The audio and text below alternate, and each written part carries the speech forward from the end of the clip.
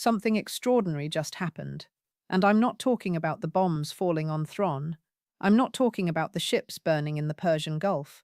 I'm not talking about oil at $100 a barrel or the Strait of Hormuz essentially shutting down. I'm talking about something bigger, something that almost never happens in modern geopolitics.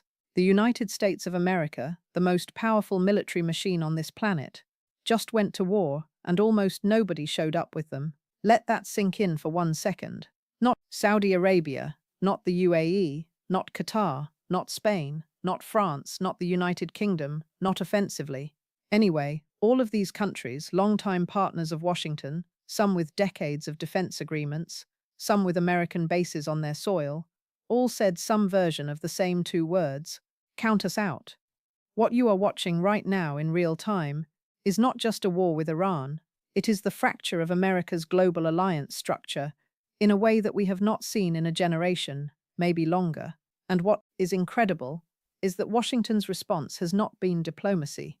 It has been threats, raw, naked, publicly broadcasted threats against allies. That is the story. That is what this breakdown is about. And by the time we are done, you will understand not just what happened this week, but why it matters for every country, every economy, and every person who fills up a gas tank or buys groceries. Stay with me, because this gets significantly more explosive before it gets clearer. If you are not yet subscribed to Daily Brief, hit that button right now. This story is moving fast, and you are going to want to be here for every update. Let's go back, not years, not decades, just a couple of weeks to February 28th, 2026. That is the day United States and Israeli forces launched what the White House called Operation Epic Fury, a series of coordinated strikes on Iran, including its capital, Thran, targeting ballistic missile infrastructure, naval capacity, proxy networks, and nuclear-adjacent sites. The Supreme Leader Ayatollah Ali Khamenei was killed in those opening strikes. That moment, that is where this began. And here is the thing the mainstream coverage keeps missing. Before those strikes were launched, Washington did not consult its allies in the Gulf, did not call Riyadh, did not brief Abu Dhabi, did not sit down with Doha. The United States and Israel went ahead, and the Gulf states, the countries that live next door to this war, the countries whose cities would immediately face retaliation, whose airspace would be contested, whose oil infrastructure would be targeted, found out the same way the rest of the world did on the news. So when Iran's missiles and drones started hitting Saudi Arabia, hitting the UAE, hitting Bahrain, real strikes on Gulf infrastructure, including the Shaiba oil field, one of Saudi Arabia's most critical revenue assets, and Bahrain's Bapco oil refinery, which declared force majeure, these countries were not just being asked to join a war, they were already being punished for a war they never agreed to fight. And Washington's response to this threats, that is the stage. Now, let's get into it properly. Announcement number 1. Senator Lindsey Graham went on national television and delivered what amounts to the most extraordinary display of alliance mismanagement we have seen in decades. On the evening of March 10, 2026, Graham appeared on Fox News alongside host Shan Hannity and spent the better part of an hour threatening every major American partner in the region and in Europe, either publicly, by direct implication. Saudi Arabia, the UAE, Qatar, Spain, France, the United Kingdom in one television appearance. Let's be precise about what he said, because the exact words matter on Spain. To our friends in Spain, man, you have lost your way. I don't want to do business with you anymore. I want our airbases out of Spain into a country that will let us use them on Saudi Arabia. Our embassy was hit in Riyadh. Do you not have an obligation to join the fight with us? You have yet to do that. So if you do not believe the American embassy being attacked in Riyadh would trigger mutual self-defense, maybe we shouldn't do a treaty with you. On the UAE, which had announced at the United Nations that it would not participate in offensive operations, you said today publicly at the UN, your country would not be used to join the fight against the Ayatollahs on the Gulf broadly. To our Arab friends, I've tried to help you construct a new Middle East. You need to up your game here. I can't go to South Carolina and say we're fighting and you won't publicly fight. And then this is where it becomes genuinely remarkable. Graham said on live television, God bless Israel. We should move all our stuff to Israel. I'm with Israel. I will be with Israel to my dying day. Stop there. A sitting United States senator publicly threatening to pull American bases out of Spain. A NATO ally threatening to revoke defense agreements with Saudi Arabia, demanding that sovereign nations send their sons and daughters into a war they were never consulted about, and closing with a declaration of unconditional personal allegiance to a foreign country in one breath on live television. Now here is where this becomes even more extraordinary. As reported by the Jerusalem Post and the Wall Street Journal, Graham was not just a television commentator on this war. According to Graham himself, he made multiple trips to Israel before the strikes, meeting with Mossad intelligence officials and Prime Minister Netanyahu. He told the Wall Street Journal, "They'll tell me things our own government won't tell me." He said he coached Netanyahu on how to make the case to Trump to authorize the strikes. Netanyahu then presented Trump with intelligence that Graham says convinced the president to proceed. So we have a sitting senator who helped architect the political conditions for this war, who is now on cable television threatening allies who won't fight it while simultaneously offering foreign nations mutual defense treaties, a presidential authority from a television studio couch. The reaction came fast, and not just from Democrats. Republican Representative Nancy Mace of South Carolina, Graham's own state, posted publicly, "No boots on the ground. If Senator Graham wants to go fight in a foreign conflict, let him be the first to volunteer." She added that she had spoken with the administration multiple times and that nothing had changed regarding ground troops. Meghan McCain, daughter of the late Senator John McCain and a conservative commentator, wrote on X, "I am imploring anyone who will listen in the Trump administration to stop sending this man out as a surrogate. He is scaring people and doing damage to whatever message you're trying to sell to the American public about the Iran war." Former Fox News host Megyn Kelly asked bluntly, "When did Lindsey Graham become our president?" She noted that in a single 24-hour period, Graham had issued direct warnings to Lebanon, Cuba, Saudi Arabia, the wider Arab world, and Spain. Right-wing commentator Matt Walsh wrote, "Where does he think he dares the authority to unilaterally offer permanent defense agreements to foreign countries? Who exactly made this effeminate weirdo emperor of the world? When your own ideological coalition is asking those questions in public, you have a messaging problem that goes beyond optics." Received.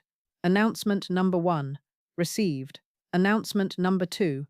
The Gulf states are not just declining, they are actively blocking Washington's military objectives.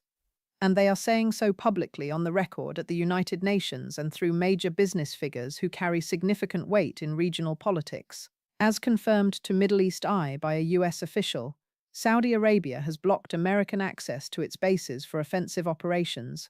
Not rumor, a US official confirmation. Riyadh allows defensive postures, nothing offensive, period. Iran's foreign minister, Arachi, stated publicly that Saudi officials were fully committed to not allowing their territory, water, or airspace to be used against Iran. Let that settle. Iran's foreign minister, publicly confirming what Saudi Arabia had pledged to Iran, not to Washington. The UAE's announcement at the UN that it would not join offensive operations was followed by the Saudi Foreign Ministry issuing a statement saying the kingdom affirms that it retains its full right to take all necessary measures to safeguard its security, sovereignty, and the safety of its citizens and residents. Note what that says. It does not say, "and therefore we stand with our American partners." It says we will protect ourselves unilaterally as we see fit. Now here is where you need to pay close attention. An Emirati billionaire named Khalif Ahmed Al-Habbour, one of the most influential businessmen in the UAE, a country that includes both Abu Dhabi and Dubai, published a public statement responding directly to Graham's remarks. This is not a fringe voice. This is a figure with deep connections to UAE leadership and business circles. And what he wrote tells you everything you need to understand about why the Gulf is sitting this war out. Al-Habbour wrote that the Gulf states know exactly why they are under attack. He wrote that they also know who dragged the entire region into this dangerous escalation without consulting those he calls his allies in the region. He called the American decision-making hasty and said the war was imposed on us as a result of conflicts between powers vying for influence in this region. He was direct. About the framing.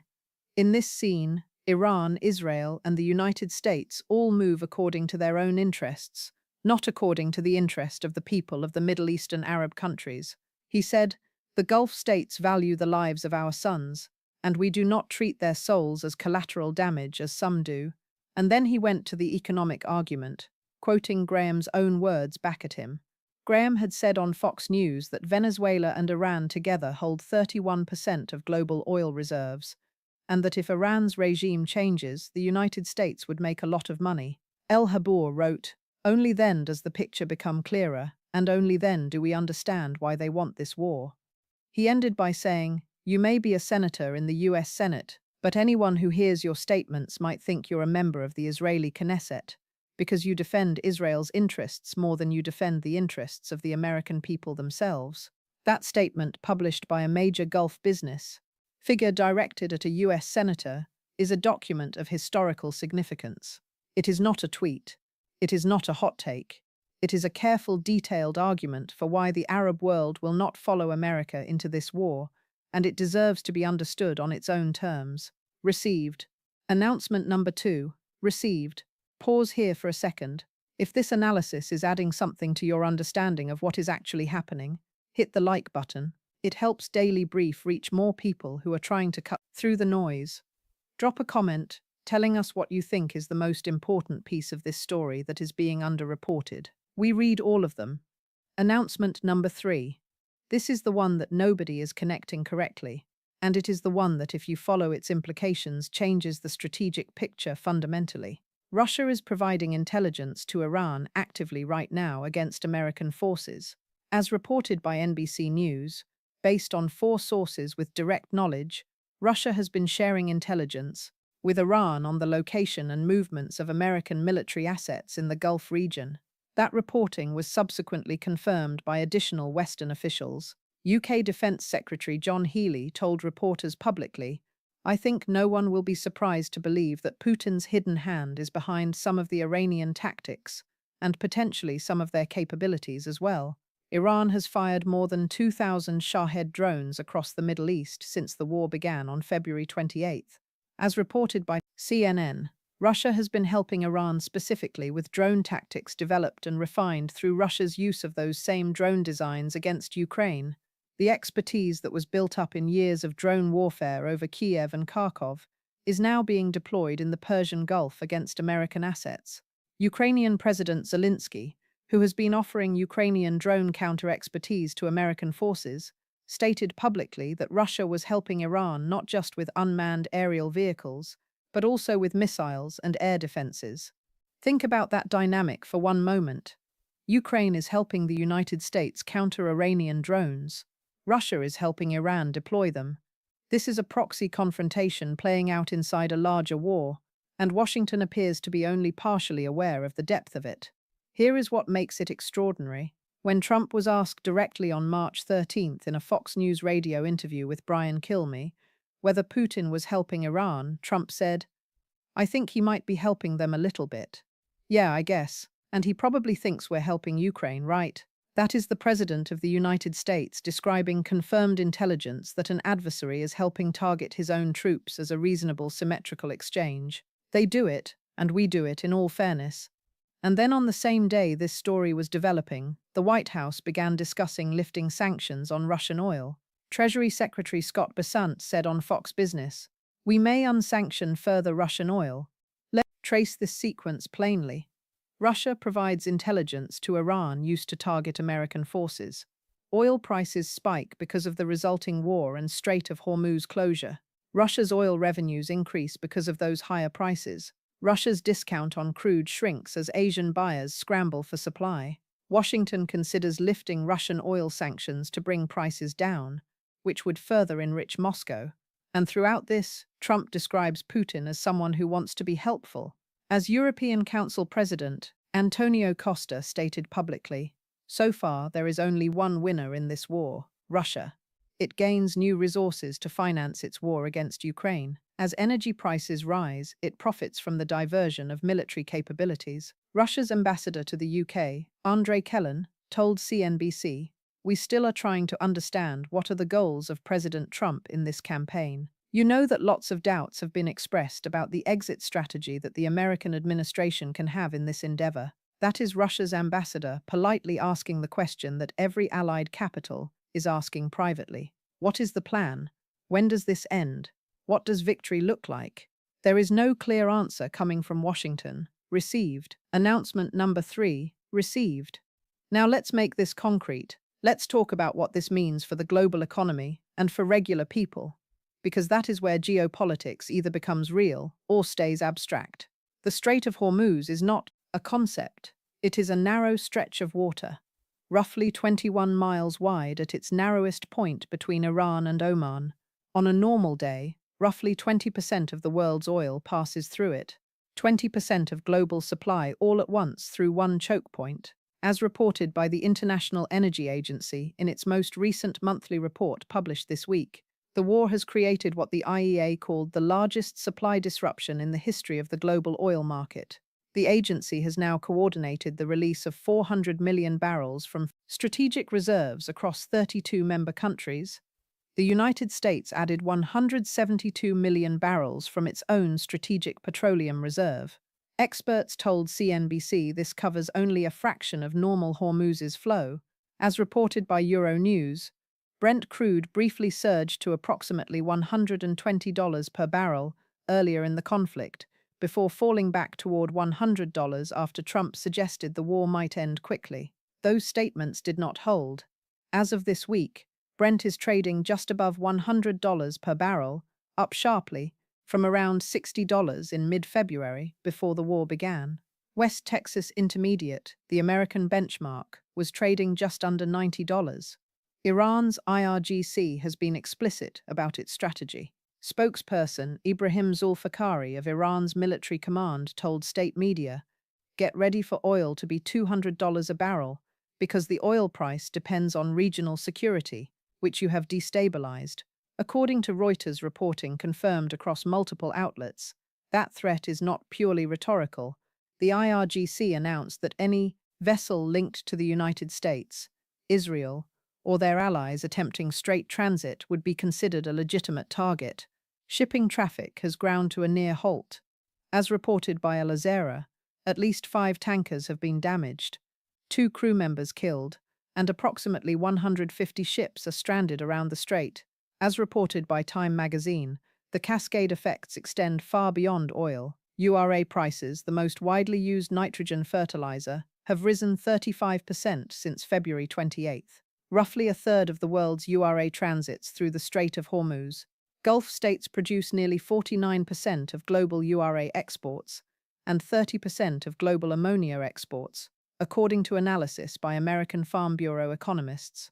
If ships cannot bring fertilizer to market, farmers may use less of it, reducing crop yields and increasing food costs. That is not a prediction.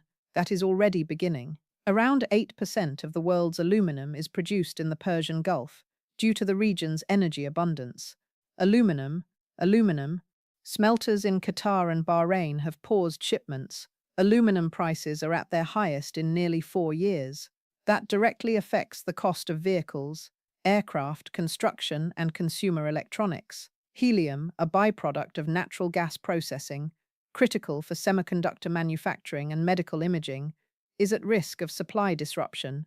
When semiconductor supply is disrupted, the cost of iPhones, laptops, and defense electronics rises.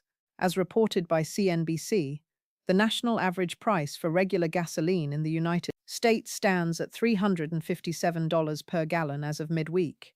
Analysts project that could exceed $5 if the blockade persists. That is not a Wall Street abstraction. That is every commute, every grocery run, every heating bill. And here is the thing that the White House has now essentially acknowledged.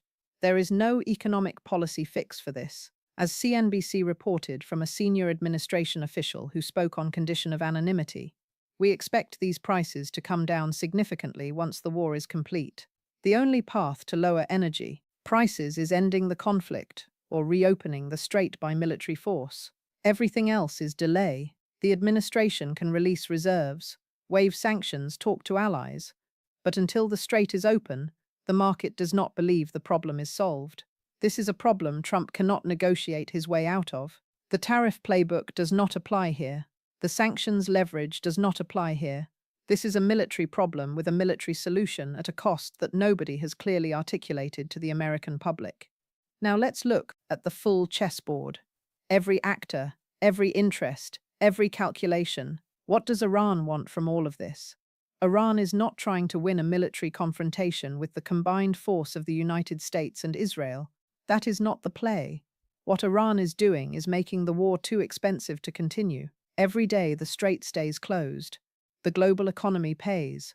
Every day oil stays high. The domestic political cost to Trump grows. Every ally that declines to join the coalition is a data point that Washington is increasingly isolated. Iran's strategy is not to survive the bombs.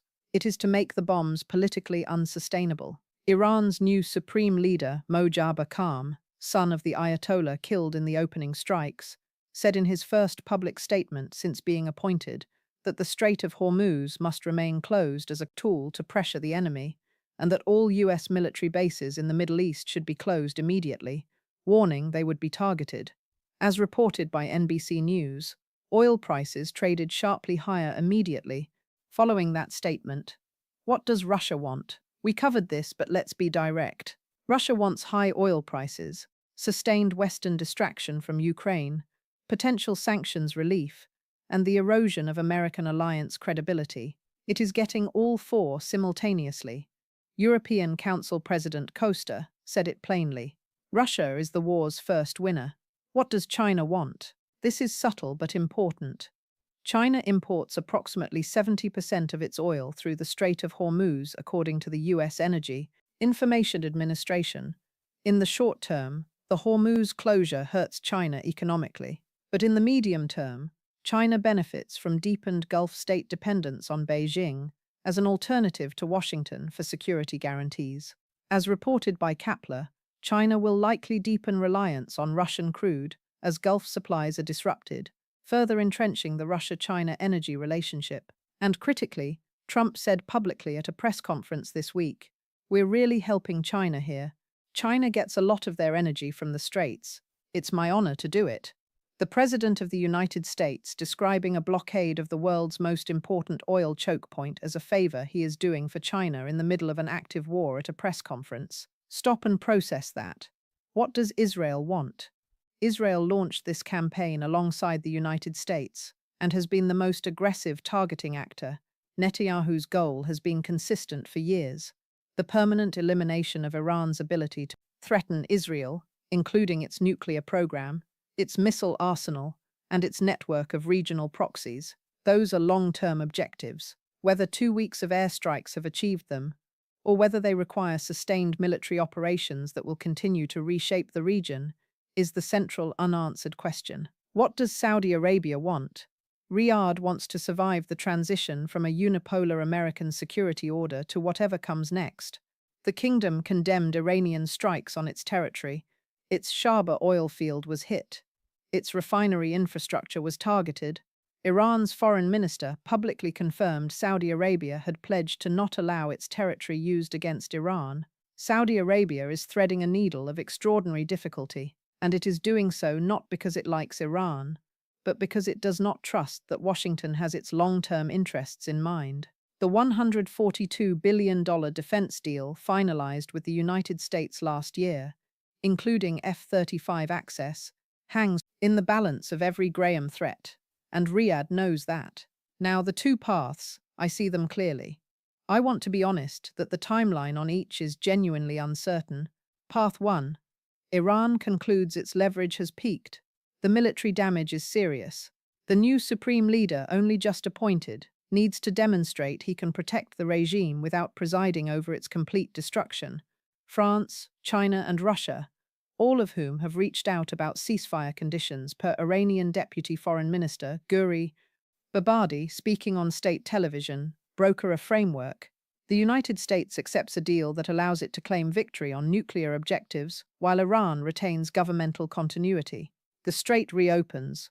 Oil falls to $70 or below within weeks. Trump declares it the greatest foreign policy victory since Reagan. The alliance fractures get papered over. The structural questions go unasked. Condition required. Iran's leadership must calculate that accepting negotiations now, while still able to negotiate from a position of demonstrated capability, is better than continuing until Washington achieves forced regime change. That calculation requires rational actors under extreme pressure. It is possible. The diplomatic channels are active. Path 2. The strait stays closed through March and into April. Oil breaches $120 again and sustains there. Global recession probability climbs sharply. OPEC's spare capacity concentrated in Saudi Arabia and the UAE cannot reach markets because those countries cannot physically move oil through a closed strait, and their pipeline alternatives, as analyzed by Kapler, cannot fully offset the closure. Russia's war machine is funded through rising pro-dollars. Ukraine war support from Washington quietly deprioritized. Iran's regime consolidates around defiance. The domestic economic pain in America becomes the defining political story of 2026. And the alliance architecture, not just strained but fundamentally reordered, never fully returns to its pre-war configuration. I think Path 2 is the more likely path for the next 2 to 3 weeks. I hope to be wrong. The structural damage to America's alliance credibility, Spain potentially reconsidering its NATO relationship, Gulf states accelerating their China pivot, European leaders building diplomatic off-ramps that bypass Washington, does not reverse when the shooting stops. As noted in reporting by multiple outlets on the economic consequences, once manufacturing supply chains restructure around new energy realities, and once countries form new strategic partnerships, born of a crisis in which Washington failed to consult them, those relationships do not simply snap back. What I want to leave you with is something that has not been said clearly enough in any single piece of coverage I have read this week. These are not comfortable questions, but they are the right ones. Here's what I am asking you to weigh in on in the comments. Is Lindsey Graham acting as Trump's authorized spokesman on this war? In which case, his threats against Saudi Arabia, Spain, and the UAE represent official US policy? Or has he become a rogue actor whose cable news appearances are actively making Washington's diplomatic position worse? Because those two possibilities have very different implications for where this conflict goes. Do you believe Saudi Arabia and the UAE are making a permanent strategic pivot away from the American security umbrella? Or is this a temporary positioning play that will resolve once the war ends with both sides quietly acknowledging they need each other? This is the one I keep returning to when the dust settles, whichever path gets us there. Which country comes out of this period structurally stronger? Because by the metrics visible today, the answer is not obvious, and it might not be the answer Washington is assuming. Leave your answer in the comments. Share this with someone who needs the full picture. Like it. If Daily Brief is giving you analysis, you are not finding elsewhere. We are not going anywhere. This story is still developing in real time. Stay with us.